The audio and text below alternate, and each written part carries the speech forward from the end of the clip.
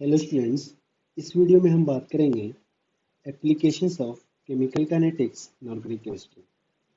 देखो, अगर आप ये वीडियो देख रहे हैं मतलब आपने क्लास में केमिकल काइनेटिक्स चैप्टर नहीं पढ़ा होगा भाई, लेकिन ऑर्गेनिक केमिस्ट्री में हम रिएक्शन मैकेनिज्म पढ़ने जा रहे हैं और बेटर अंडरस्टैंडिंग के लिए हमको केमिकल काइनेटिक्स के कुछ बेसिक कॉन्सेप्ट, कुछ बेसिक चीज़ें पता होनी चाहिए और इस वीडियो में हम वही देखेंगे। तो अगर हम बात करें केमिकल काइनेटिक्स, तो जो काइनेटिक्स है हमारा फिजिकल केमिस्ट्री का branch of physical chemistry which deals with rate of reaction. Chemical kinetics में हम दो चीज़ों की बात करते हैं, rate of reaction and the factors governing the rate of reaction. ठीक है, यहाँ पे मैंने लिखा है chemical kinetics the branch of physical chemistry that deals with study of rate of reaction and the factors governing the rate of reaction। अब rate of reaction, rate of a chemical reaction कैसे major किया जाए? तो देखो, कोई भी reaction होगी तो रिएक्टेंट का कंसंट्रेशन हमारा टाइम के साथ कम होगा, प्रोडक्ट का कंसंट्रेशन टाइम के साथ बढ़ेगा। तो अगर हमको जानना है कि हमारा रिएक्शन कितना तेजी से आगे जा रहा है, कितना तेजी से प्रोसीड हो रहा है, तो हम रिएक्टेंट का कंसंट्रेशन या प्रोडक्ट का कंसंट्रेशन मेजर कर लें पर यूनिट टाइम। जो हमारा चेंज होगा कंसंट्रेशन का पर यूनिट टाइम, वो क्या होगा? हमारा रेट। यहाँ पे नीचे लिखा है मैंने, the rate of reaction is the change in concentration of reactant और प्रोडक्ट पर unit time. So rate is change in concentration upon time, delta C upon delta T. Unit क्या हो जाएगा हमारा? रेट का यूनिट हो जाएगा कंसंट्रेशन यूनिट मोल पर लीटर, मोलैरिटी अपॉन टाइम, तो हमारा मोलैरिटी पर यूनिट टाइम या मोल पर लीटर पर सेकेंड, और आई कैन राइट मोलैरिटी पर सेकेंड।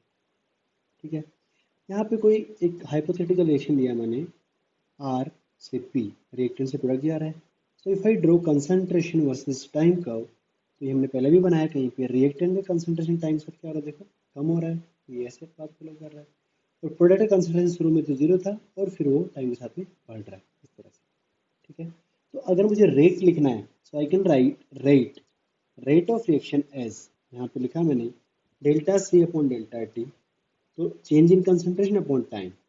तो अगर मैं रिएक्टेंट के लिए लिखता हूँ तो delta R upon delta T, change in concentration reactant upon time. तो प्रोडक्ट के लिए क्या होगा? Delta P upon delta T, change in concentration product upon time. अब प्रोडक्ट का कंसंट्रेशन टाइम के साथ इंक्रीज हो रहा है, delta P will be positive, but reactant का कंसंट्रेशन टाइम के साथ में डिक्रीज हो रहा है, this term delta r will be negative, and that's why this term delta r upon delta t will be negative। लेकिन रेट ऑफ रिएक्शन का तो कोई नेगेटिव का तो कोई मीनिंग नहीं है, रिएक्शन तो हमारा आगे ही जा रहा है, तो नेगेटिव रेट का कोई मीनिंग नहीं होता है। इसलिए यहाँ पे इस वाले, जब हम रिएक्टेंट यूज करेंगे तो आगे यहाँ पे मैंने माइनस लगा दिया, देखो इधर। So rate of reaction delta C upon delta T, reactant के टर्म में minus delta R upon delta T, product के time delta P upon delta T. नीचे लिखा मैंने यहाँ पे, rate is always defined in such a manner so that it is always positive value. जरा, यहाँ पे किसी भी रिएक्शन के लिए एक इंपॉर्टेंट कॉन्सेप्ट होता है order of reaction. Order of reaction क्या मतलब है? यहाँ पे we have taken some hypothetical reaction N1A plus N2B is converting into some product. यहाँ पे दो रिएक्टेंट है A और B, stoichiometric coefficient of A is N1 and stoichiometric coefficient of B is N2।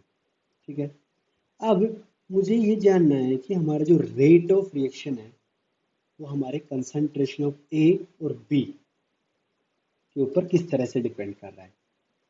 ठीक है, कि कंसंट्रेशन ऑफ ए को change करने से हमारा रेट किस तरह से अफेक्ट होगा और बी को चेंज करने से किस तरह से अफेक्ट होगा। So I can write rate of reaction, यहाँ पे लिखा है मैंने, rate of reaction as R। R will be proportional to concentration of A raised to the power some coefficient P and concentration of B raised to the power some coefficient Q। मुझे अभी नहीं पता कि A और B के respect में हमारा rate of reaction किस तरह से चेंज होता है, तो यहाँ पे मैंने लिखा कि A की पावर P एंड B की power Q। So this term P, ये जो यहाँ पे जो P टर्म है क्या दिखा रहा है मेरा यहाँ पे? Suppose if P is zero, यहाँ नीचे लिख रहा हूँ मैं, if let's say if p is 0, if p is 0, तो जो हमारा रेट है, अगर p 0 हो गया तो a की पावर 0 क्या हो गया, 1 हो गया। मतलब रेट, अगर हम कंसंट्रेशन a को चेंज करें तो रेट ऑफ रिएक्शन पे कोई इफेक्ट नहीं आएगा, ठीक है, इंडिपेंडेंट हो जाएगा। If p is 1, if p is 1, अगर हमारा p 1 हो जाए तो क्या होगा, रेट ऑफ रिएक्शन भी directly proportional to concentration of A हो जाएगा। अगर हम ए का कंसंट्रेशन को डबल करेंगे तो रेट भी क्या हो जाएगा, डबल हो जाएगा, ठीक है। ट्रिपल करेंगे ट्रिपल हो जाएगा, हाफ करेंगे हाफ हो जाएगा, ठीक है ना। If p is -1, let's say p is -1, अगर p हमारा -1 है तो जो ए का टर्म है कंसंट्रेशन में क्या नीचे आ जाएगा, तो इनवर्सली प्रोपोर्शनल हो जाएगा कि कंसंट्रेशन ए को इंक्रीज करेंगे अगर हम, तो rate of reaction will get decrease. So this p is basically measuring the sensitivity of rate of reaction towards concentration of reactant A. जो रिएक्टेंट ए है उसकी कंसंट्रेशन से हमारा रेट किस तरह से डिपेंड कर रहा है, कितना सेंसिटिव है। सिमिलरली जो कोफिशिएंट Q है वो मुझे कर रहा है कि रेट हमारा जो रिएक्टेंट बी है उसकी कंसंट्रेशन से कितना सेंसिटिव है। This term P and Q they are called order. ये जो हमारा कोफिशिएंट P और Q होता है इसको हम बोलते हैं ऑर्डर ऑफ रिएक्शन। और यहाँ पे देखो जरा, प्रोपोर्शनलिटी को उठाने के लिए नीचे यहाँ कांस्टेंट लगा दिया मैंने, R rate of reaction is given by K some constant into concentration of A raised to the power P into concentration of B raised to the power Q. And this equation is called rate law equation या rate law expression. This is called rate law equation or rate law expression. Basically यहाँ पे हमको दिखाता है कि ए और B जहाँ की रिएक्टेंट है उनसे हमारा रेट ऑफ रिएक्शन किस तरह से डिपेंड कर रहा है। इस कांस्टेंट की K is called rate constant और वेलोसिटी कांस्टेंट और speed constant, so also called as velocity constant.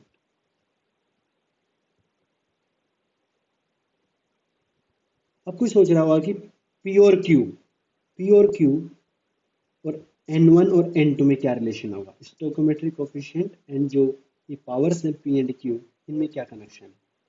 तो देखो, these P and Q they may or may not be equals to N1 and N2।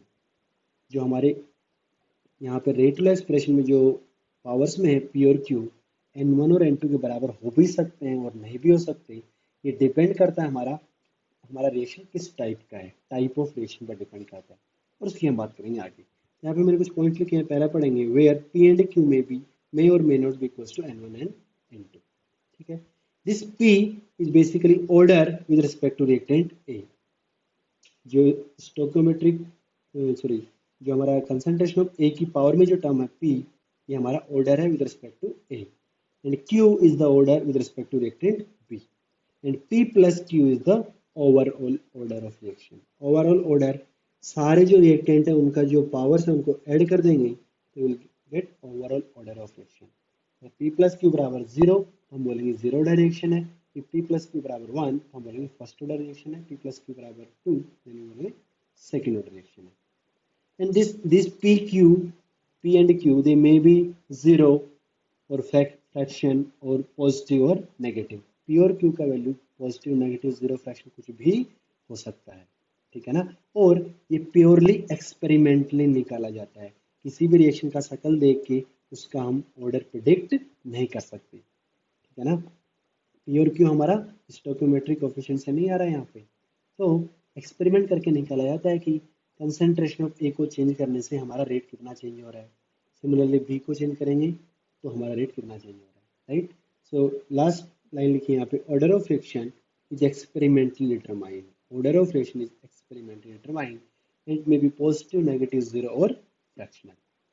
Order हमारा positive negative zero fractional कुछ भी हो सकता है किसी गिवन रिएक्शन के लिए, ठीक है। तो हमने बात की कि हमारा order of reaction stoichiometric coefficient के इक्वल हो भी सकता है और नहीं भी हो सकता, और ये डिपेंड करता है हमारा टाइप ऑफ रिएक्शन पे। तो जरा हम देख रहे हैं टाइप ऑफ रिएक्शन। जो हमारा फर्स्ट टाइप ऑफ रिएक्शन है एलिमेंट्री रिएक्शन। जितने भी रिएक्शन है दुनिया में उनको हम दो कैटेगरी में डिवाइड कर सकते हैं, या तो एलिमेंट्री रिएक्शन होगा या फिर वो कॉम्प्लेक्स रिएक्शन होगा। एलिमेंट्री, नाम से ही पता लग रहा है, एलिमेंट्री रिएक्शन ऐसे रिएक्शन जो हमारे सिंगल स्टेप में हो जाते हैं, this reaction takes place in single step without formation of any intermediate. यहाँ पे कोई भी इंटरमीडिएट नहीं बनता है, सिंगल स्टेप में हमारे रिएक्टेंट के मॉलिक्यूल कोलाइड करते हैं और प्रोडक्ट बन जाता है।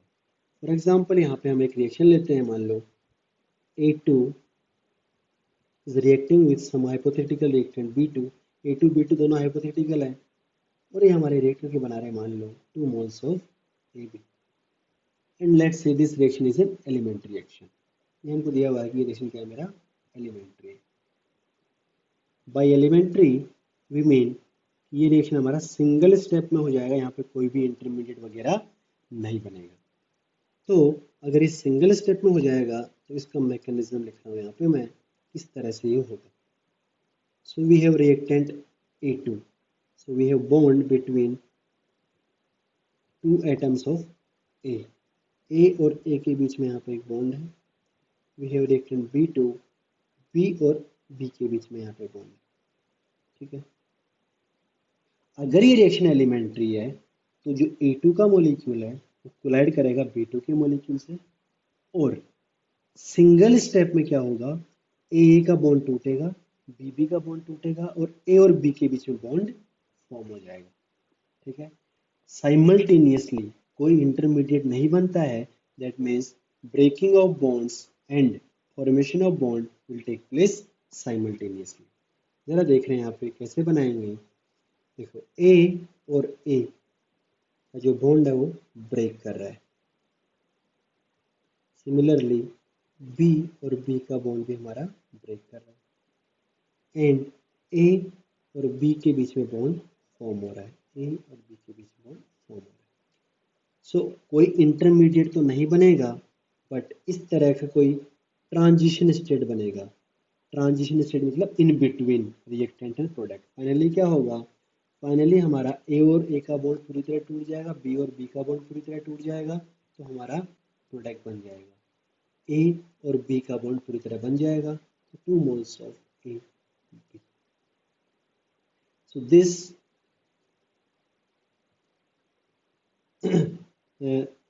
ये हमारा जो बीच में बन रहा है, जहाँ पे हमारे बॉन्ड्स पार्शियल हैं, इसको बोला जाता है transition state. Transition state.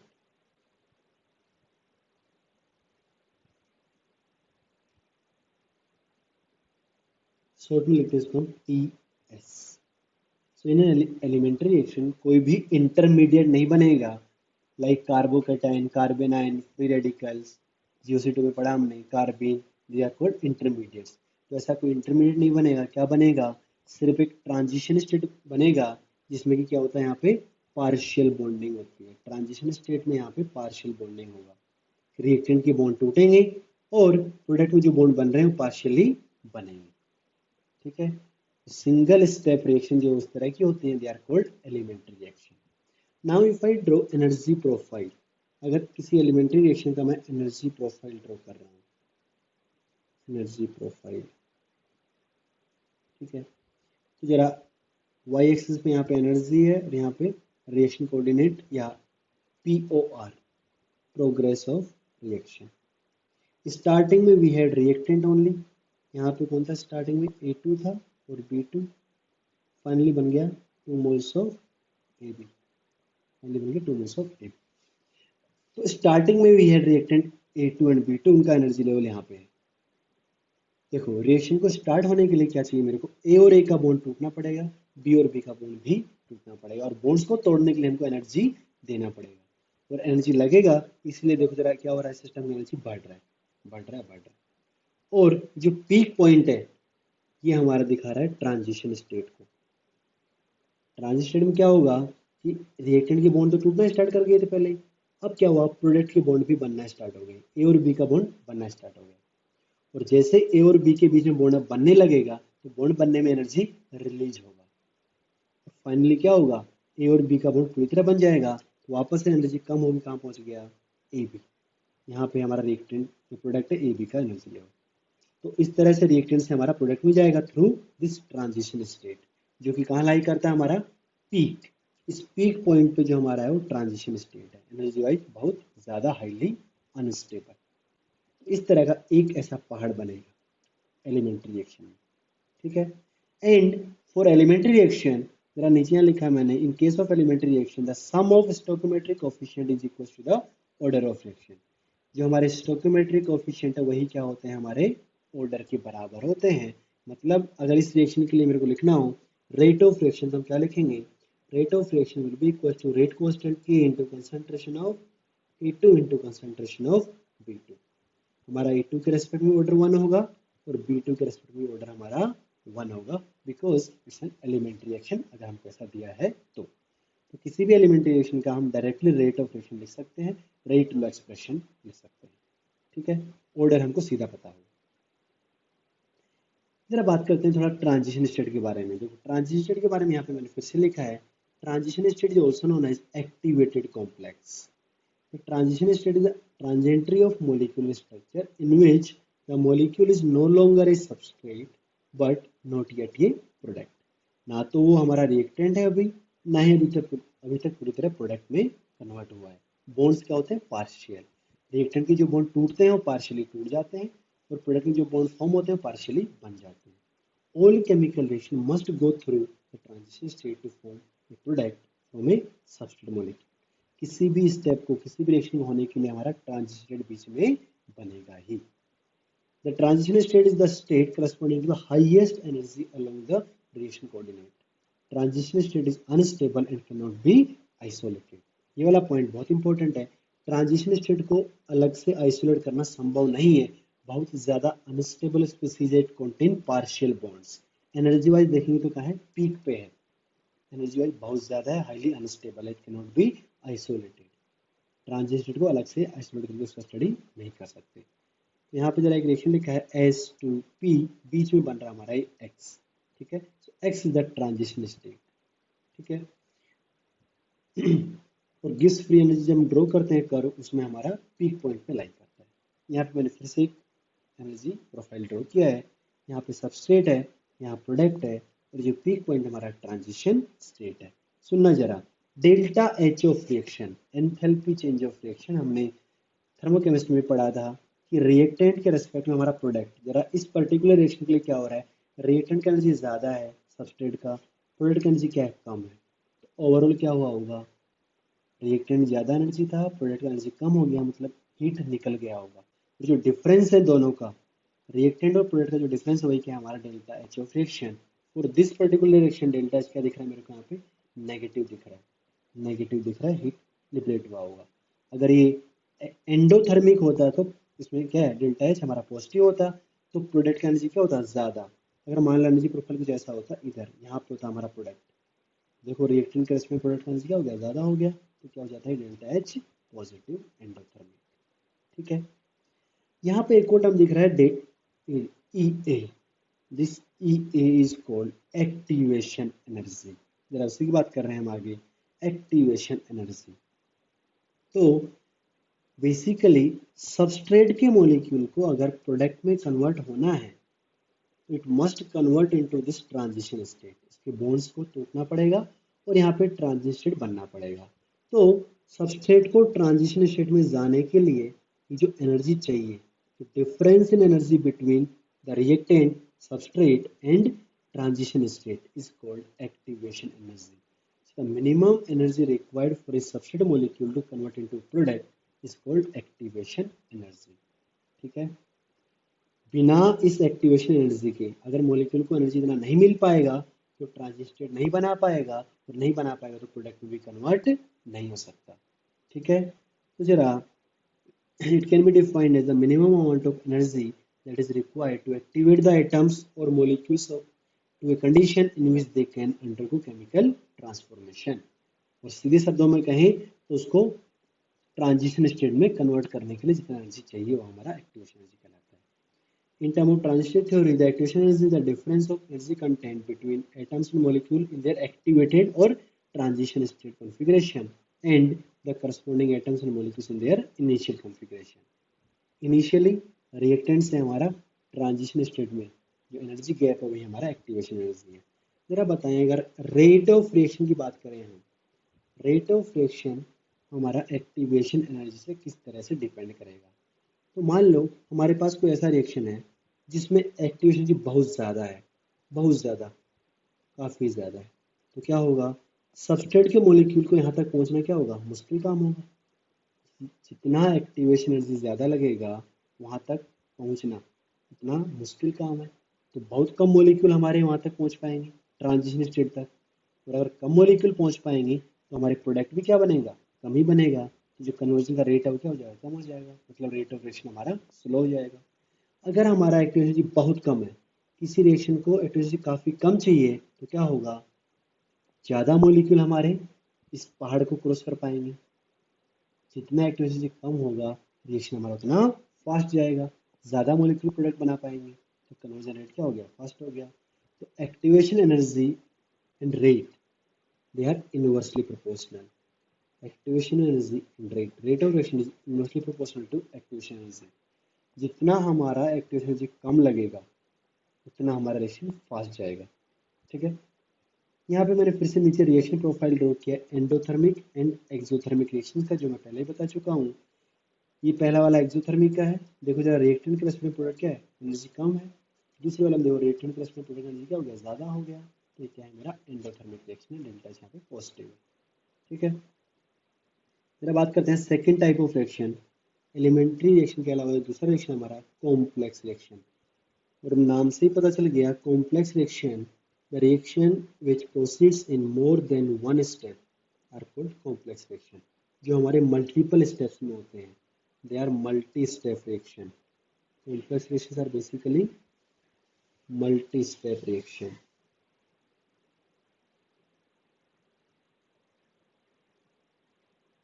And each step of a complex reaction is an elementary.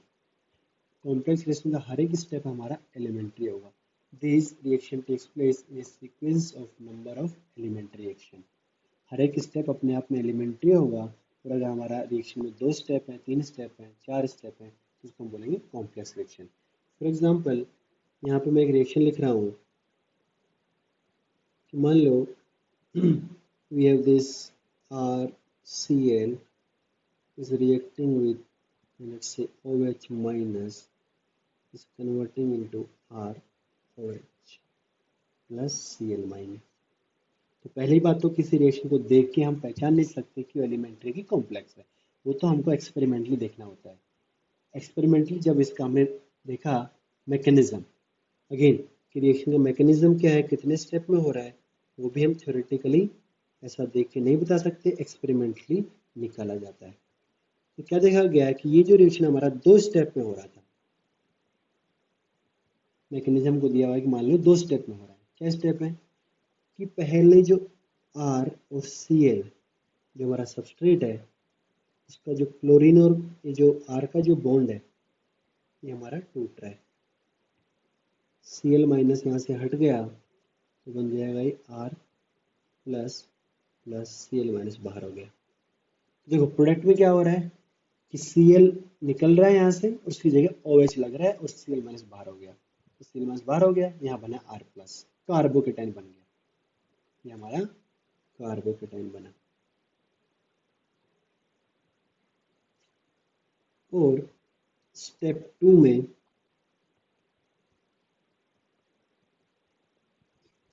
क्या देखा गया कि जो R प्लस कार्बोकेटाइन है उससे हमारा जुड़ गया कौन, OH माइनस, जुड़ के बॉन्ड बना लिया ROH, ये बन गया मेरा product.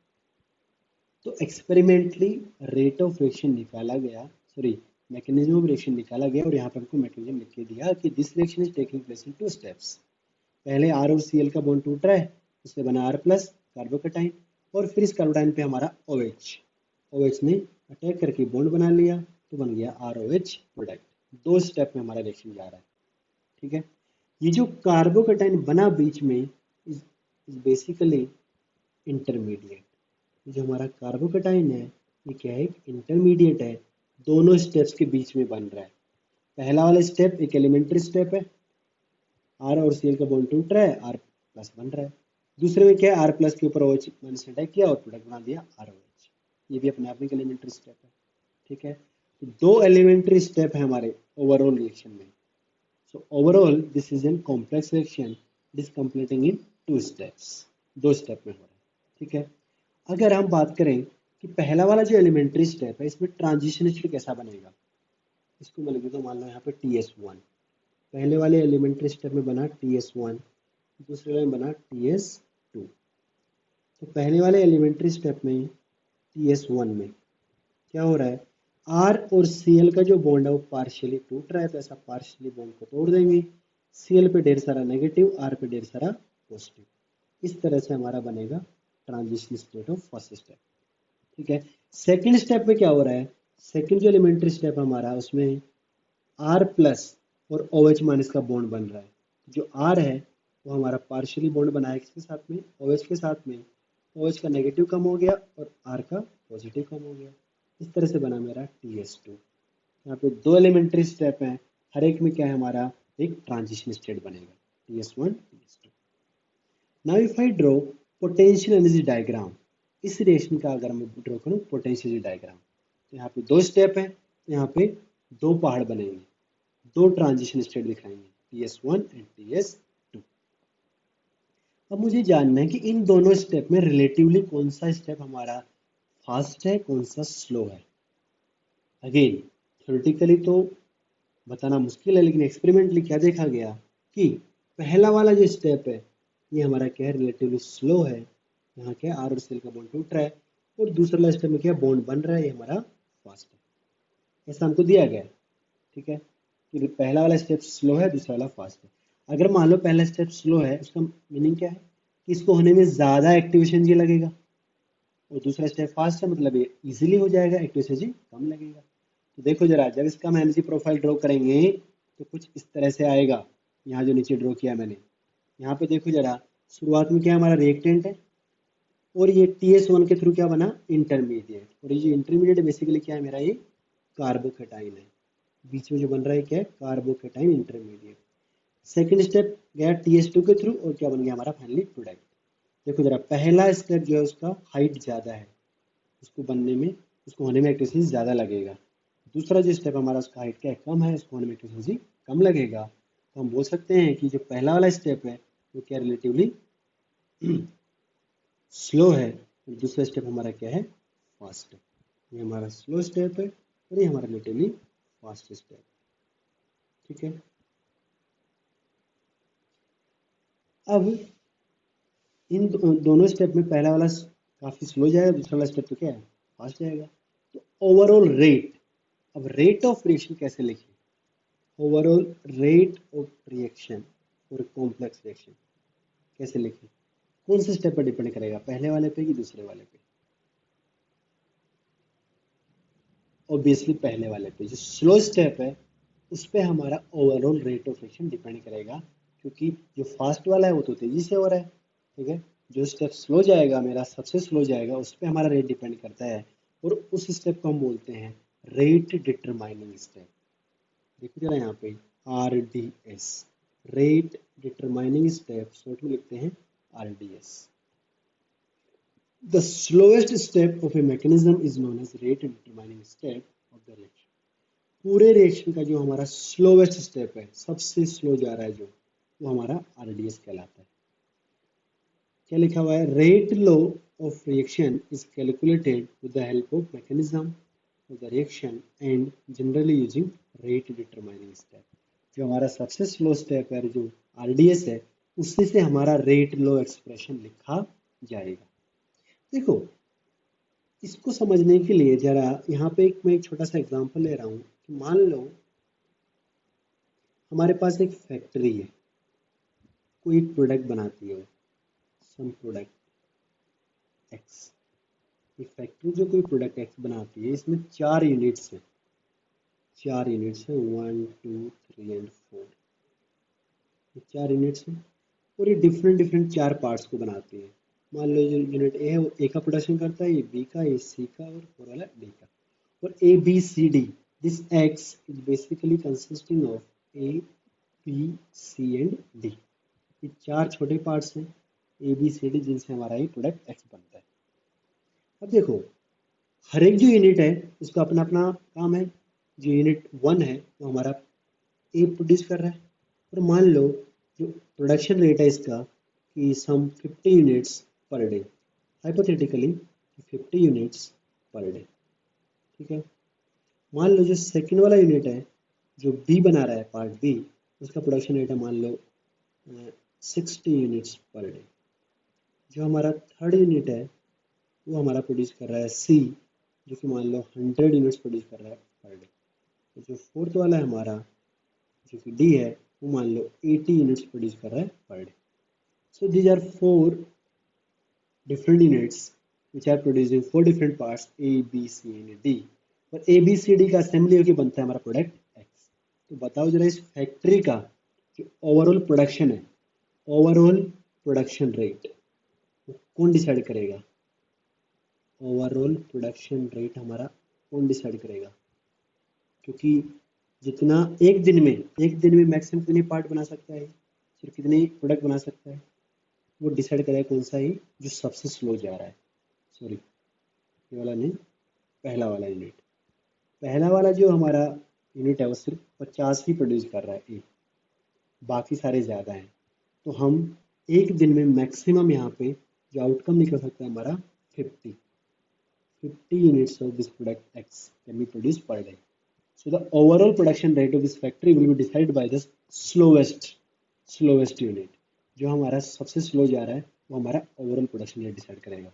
And similarly for a complex reaction the overall rate of reaction is decided by the slowest step. जो सबसे स्लो जा रहा है और जो सबसे स्लो स्टेप होगा उसका हमारा जो एक्टिवेशन एनर्जी वो सबसे ज़्यादा होगा, उसका जो हाइट है हमारा ज़्यादा होगा। ठीक है ना? तो फॉर दिस रिएक्शन यहाँ हमने जो ऊपर एग्जांपल लिया था, अगर हम इसका रेट लिखें तो रेट कहाँ से आएगा? पहले वाले स्टेप से, जो कि हमारा स्लो है, दूसरा तो फास्ट है। और स्लो स्टेप में सिर्फ कौन आ रहा है रिएक्टेंट में? RCl। यहाँ पे क्या लिखेंगे कि rate of reaction is rate constant into concentration of RCl। तो बताओ जरा ऑर्डर ऑफ दिस रिएक्शन क्या हो जाएगा? 1, ओनली 1। ठीक है, RCl के रेस्पेक्ट में ऑर्डर हमारा क्या हो जाएगा? 1। दूसरा रिएक्टेंट क्या है यहाँ पे देखो, दो रिएक्टेंट इस रिएक्शन में, RCl प्लस OH। OH के रेस्पेक्ट में देखो यहाँ पे ऑर्डर कोई आया ही नहीं, OH के रेस्पेक्ट में ऑर्डर क्या basically 0। So for a complex reaction क्या देखा हमने कि स्टोइकोमेट्रिक कोएफिशिएंट मे और may not be equal to the order. Stoichiometric coefficient हमारे ऑर्डर डिसाइड नहीं करते हैं, ऑर्डर हमारा एक्सपेरिमेंटली निकाला जाता है through mechanism of reaction. Mechanism निकाल के देखा जाता है कौन सा स्टेप हमारा स्लो है, कौन सा स्टेप RDS है, और जो RDS है उसी से हम लिखते हैं रेट लॉ एक्सप्रेशन, RDS से लिखेंगे। जरा यहाँ पे मैंने एक और एनर्जी प्रोफाइल ड्रॉ किया है, ये सेकंड वाला। इसमें ध्यान से देखें तो क्या है, 3 स्टेप में हमारा रिएक्शन हो रहा है, TS1 बन रहा है, TS2 बन रहा है, TS3 बन रहा है, और यहाँ पे 2 इंटरमीडिएट बन रहे हैं। अगर हमारा 3 स्टेप है देखो 2 इंटरमीडिएट बना, 2 स्टेप में हो रहा था रिएक्शन तो 1 इंटरमीडिएट बना था। तो अगर मुझे बताना है कि तीनों स्टेप में कौन सा स्टेप सबसे स्लोएस्ट जा रहा है, तो जो सबसे हाइट में बड़ा होगा RDS, ये होगा हमारा बीच वाला। Second step is the slowest step of this mechanism, और यहीं से हमारा रेट ऑफ रिएक्शन निकलेगा। ठीक है, यहाँ पे नीचे लिखा है मैंने, for a complex reaction the order is experimentally determined. ठीक है ना, थ्योरेटिकली नहीं निकाल सकते। अगला हमारा कॉन्सेप्ट है मोलिकुलरिटी।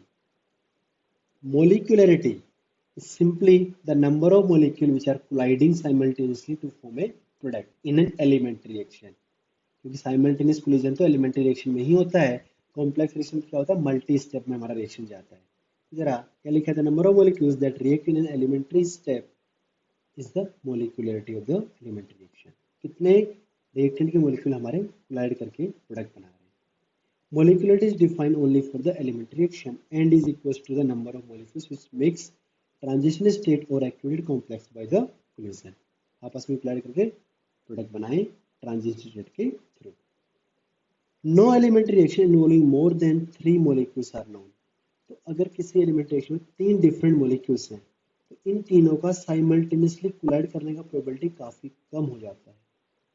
4 हैं तो ऑलमोस्ट प्रोबेबिलिटी खत्म हो जाएगा साइमल्टेनियसली कोलाइड करने का, तो इसलिए 3 से ज़्यादा मोलिकुलरिटी वाले रिएक्शन देखने को नहीं मिलता है। और यहाँ पे लिखा गया जरा देखो, rate law for an elementary reaction. अगर मान लो हमको यहाँ कोई एलिमेंट्री रिएक्शन दिया हुआ है, 2 रिएक्टेंट है, capital A capital B. Capital A का stoichiometric coefficient small A, capital B का स्टोइकोमेट्रिक कोएफिशिएंट स्मॉल बी। तो अगर एलिमेंट्री तो order with respect to A क्या हो जाएगा, small A. Order with respect to B क्या हो जाएगा, small P, and small A plus small B will be the overall order of reaction. A plus B is the overall order as well as molecularity. Elementary reaction का order और molecularity क्या होगा, बराबर होगा. ठीक है ना. But for a complex reaction molecularity has no meaning, क्योंकि कॉम्प्लेक्स रिएक्शन हमारा मल्टी स्टेप्स में होता है. हर एक स्टेप लेकिन अपने आप में एलिमेंट्री है, तो हर एक स्टेप का हमको मोलिकुलर डिफाइन कर सकते हैं हम, लेकिन ओवरऑल रिएक्शन में कोई मोलिकुलरिटी की बात नहीं होगी. ठीक है. यहाँ पे कंपैरिजन किया गया है मोलिकुलरिटी और ऑर्डर का. 4 पॉइंट्स लिखे हैं. पहला देखो, मोलिकुलरिटी में क्या, it is defined as the number of molecules reactive molecules taking part in the particular step. Order क्या होता है, the sum of powers of concentration terms in a rate law expression या rate law equation. rate law equation और expression में जो हमारे reactant की concentration जो पावर्स होती हैं, जो कि मेजर करता है कि हमारा रेट कितना सेंसिटिव है towards the concentration of reactants. Molecularity is always in whole number. It cannot be zero or fractional or negative, but order may be zero, fractional or negative positive कुछ भी हो सकता है. ठीक है. Molecularity is a theoretical concept. ठीक है. But order is an experimental concept and it is drive from the slowest step of the mechanism of the reaction. देखो, मोलिकुलरिटी अगर कॉम्प्लेक्स रिएक्शन की बात करेंगे तो आरडीएस का मोलिकुलरिटी निकालेंगे. ओवरऑल रिएक्शन कोई मोलिकुलरिटी नहीं होता है, और ऑर्डर ऑफ रिएक्शन हमारा रेट लॉ एक्सप्रेशन से आता है. ठीक है. और फाइनली यहाँ पे लिखा है कि the factors affecting rate of a chemical reaction. हमारा रेट ऑफ रिएक्शन किन किन बातों पर डिपेंड करता है.